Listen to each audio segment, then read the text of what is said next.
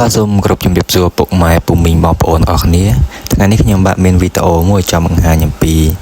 ការដាំដុះដំណាំត្រសក់ផ្អែមរបស់បងប្រុសញិនសុខាវដែលជាមន្ត្រីកសិកម្មឃុំស្មោងស្រុកទ្រាំងខេត្តតាកែវបាទហើយបងប្អូនគាត់ធ្លាប់មានបទពិសោធន៍ច្រើននៅលើដំណាំត្រសក់ផ្អែមបាទសូមអញ្ជើញទស្សនាពីការដាំដុះការថែទាំបាទតាំងពីជំហានដំបូងបាទនៅក្នុងវគ្គទី1នេះបាទសូមអញ្ជើញតាមដានទស្សនាដូចតទៅបាទហើយជំហានដំបូងគេទាំងអស់យើងធ្វើការរើសពូជត្រសក់ដែលយើងចង់ដាំហើយបន្ទាប់មកយើងធ្វើការដាស់ដំណេកគ្រាប់ជាមួយនឹងទឹកក្តៅបាទរយៈពេល20នាទីដែលយើងធ្វើការដាក់ទឹកក្តៅ1ភាគទឹកធម្មតា2ភាគបាទហើយបន្ទាប់ពីធ្វើការដាក់ដំណេកហើយយើងផ្អាប់ទុករយៈពេល24ម៉ោងបាទក្រោយមកយើងយកទៅដាក់បណ្ដុះក្នុងត្រេដោយធ្វើការលាយបណ្ដុះកូនហ្នឹង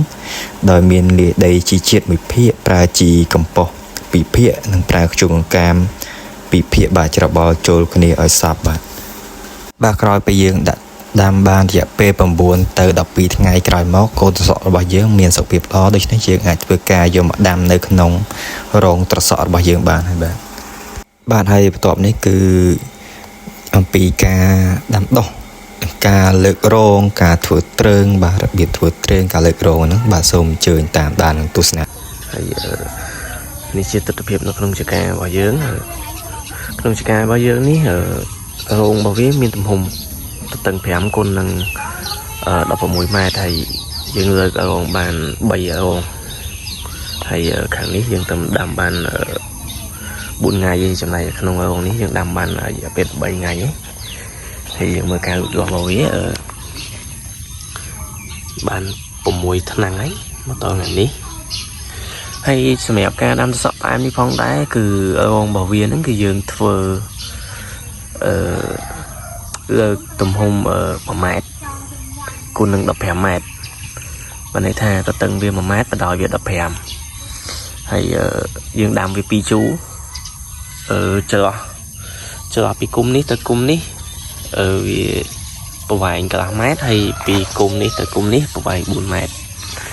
ហើយយើងមើលការលូតលាស់របស់វាគឺល្អមែនទែនមកដល់ថ្ងៃនេះយើងមានអាយុ13ថ្ងៃហើយបាទហើយតាក់ទងមួយការធ្វើត្រើងផងដែរបាទសក់ផ្អែមរបស់យើងគឺយើងត្រូវធ្វើត្រើងបែបនេះដើម្បីឲ្យវាតោងហើយសម្រាប់អាស័យនេះគឺយើងធ្វើសម្រាប់នៅពេលដែលវាផ្លែគឺយើងត្រូវការចងផ្លែវាពីក្រោមហ្នឹងមកធុជាមួយនឹងអាស័យនេះហើយសម្រាប់ខ្សែតោងរបស់វាបាទគឺយើងត្រូវទិញនេះអាខ្សែប្រភេទបែបនេះវាទន់បែបនេះនៅពេលដែលយើងរុំដើមវាទៅវាអត់បាក់ហ្នឹងហើយយើងមើលទៅ12ថ្ងៃវាលូតលាស់បានប៉ុណ្ណេះ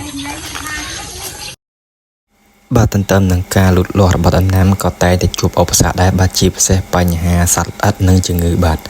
ហើយការប្រើប្រាស់ថ្នាំកសិកម្មនៅតែជាវិធីសាស្ត្រមួយដែលត្រូវបានជ្រើសរើសបាទហើយសារធាតុមួយចំនួនដែលប្រើសម្រាប់កម្ចាត់សត្វល្អិតមានដូចជា Thiamethoxam, Buprofezin, Imidaclor និង Acetamiprid ត្រូវបានប្រើសម្រាប់កម្ចាត់និងការពារប្រភេទរុយសប្រភេទទ្រីបអណ្ដើកមាសដែលមកបំផ្លាញស្លឹកហើយប្រភេទផ្សិតយើងប្រើប្រាស់សារធាតុ Mancozeb Metalaxyl បាទហើយចំណែកការបាញ់វិញយើងប្រើប្រាស់នៅអាយុកាលក្រោយពីដាំបាន 4-5 ថ្ងៃហ្នឹងយើងធ្វើការបាញ់រយៈពេល7ថ្ងៃយើងបាញ់ម្ដងបាទហើយសម្រាប់ការដាក់ជីវិញយើងប្រើប្រាស់ជីអាចគោនិងអាចមាន់សុំជ្រើសយកជីដែលស្ងួតងាយពុកផុយបាទហើយក្រោយពីដាំបាន7ថ្ងៃយើងប្រើជីស៊ូត5ក្រាមក្នុងមួយគុំបន្ទាប់មក7ថ្ងៃក្រោយយើងប្រើជី DAP បូកជាមួយនឹងជីស៊ូត5ក្រាមទៀតបាទក្នុងមួយគុំហើយនេះមិនមែនជាបច្ចេកទេសទេគ្រាន់តែជាការធ្លាប់ទទួលបានជោគជ័យក្នុងការអនុវត្តជាក់ស្ដែងបាទហើយបន្ទាប់មកគឺជាការសម្អាតខ្នែងបាទហើយការសម្អាតខ្នែងនេះគឺមានសារៈសំខាន់ណាស់ដល់ដើមបាទដងដើមបត់ដំណាំត្រសក់បាទហើយសូមអញ្ជើញទស្សនាតើហេតុអ្វីចាំបាច់មានការសម្អាតខ្នែងត្រសក់បាទនេះយកមកតាក់តែងខ្នែងឲ្យអ៊ំពូមីមើលហើយអត្ថប្រយោជន៍នៃការតាក់តែងខ្នែងហ្នឹងគឺដើម្បីឲ្យសារធាតុចិញ្ចឹមហ្នឹងគឺវាជំរុញឲ្យមកតែដើមណាកុំឲ្យវាបើយើងទុកអាខ្នែងអស់នេះខ្នែងដែលវាចេញតាម តាមហ្នឹងណាបើសិនយើងទុកគឺវាបញ្ចេញសារធាតុចិញ្ចឹមអញ្ចឹងវាស្រូបសារធាតុចិញ្ចឹមបានគឺបញ្ចេញទៅខ្នែងនឹងច្រើនអញ្ចឹងធ្វើឲ្យដើមមេរបស់វាហ្នឹងមិនសូវមានការលូតលាស់ហើយសម្រាប់ការតាក់តែងខ្នែងហ្នឹងគឺយើងធ្វើឡើងនៅពេលដែលមានខ្នែងទី1ហ្នឹងរហូតដល់ខ្នែងទី8ទៅយើងទុកណាបើឧទាហរណ៍ថា